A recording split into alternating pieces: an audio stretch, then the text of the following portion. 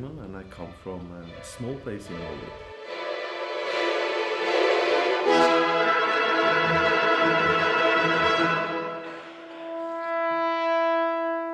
For me to become a musician or a conductor was a little bit strange, but I think not many people knew that it was possible to be a conductor in that area.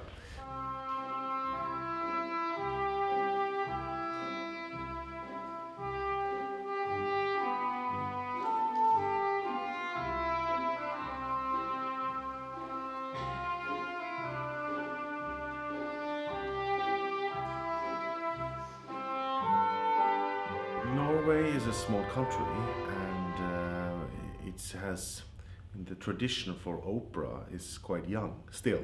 I saw very early that Finland was a way that I wanted to look for symphonic repertoire and also how they educate conductors. So I had quite early, I was looking up to Esa-Pekka Salonen. There was a really great person and conductor and a great personality. So for me, that was a big inspiration. But also we had good things in Norway. So kind of all together for me, it was the inspiration of the cultures in the Nordic countries was for me very nice. And also studied in Stockholm because they have a fantastic choir tradition. I've been lucky enough to do a lot of touring now with the Norwegian Opera, and so it's been a pleasure that I have now had the opportunity to conduct on the main stage in Oslo, but also that I can travel with them. And the last tour we had was with La Traviata, far up north in Bodø and Tromsø of Norway, and it's a very beautiful landscape, and the Arctic landscape in a way, and it's very nice to be there. The people is very nice, and they don't have the tradition for opera, so it's actually even more interesting to come there and meet the audience. Maybe they hear opera for the first time, and I had some people I met that were, wow, is this opera? They didn't expect, and they really enjoyed it, and that gives an extra pleasure, I think, to make music for them.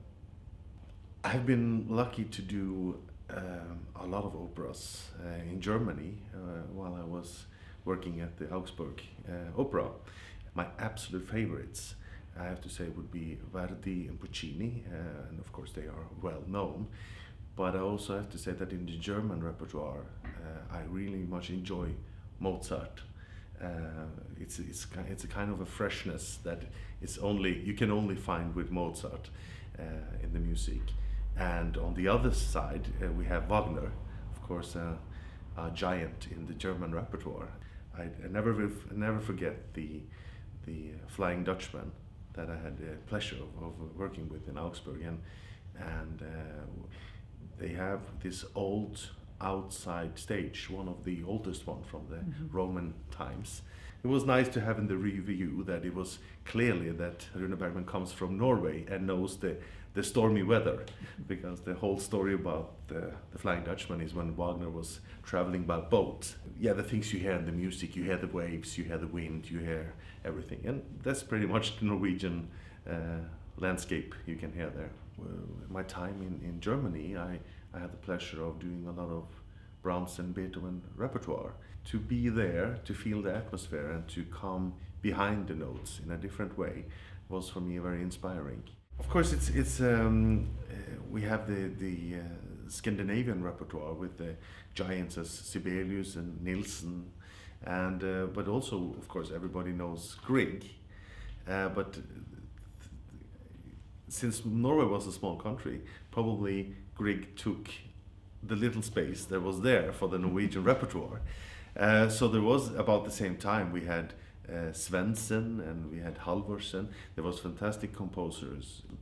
Also, I think it's very inspiring that Norway has now a lot of young composers coming up, writing music, and it's a lot of good pieces coming, and it's always inspiring for me to work with the young composers, because they have to find, it's like a conductor, you have to find your way, you have to find your style, and it's not easy to always be compared to the big ones, even if it's Grieg or Brahms or Beethoven, or it's to be a composer is a great challenge these days, I think.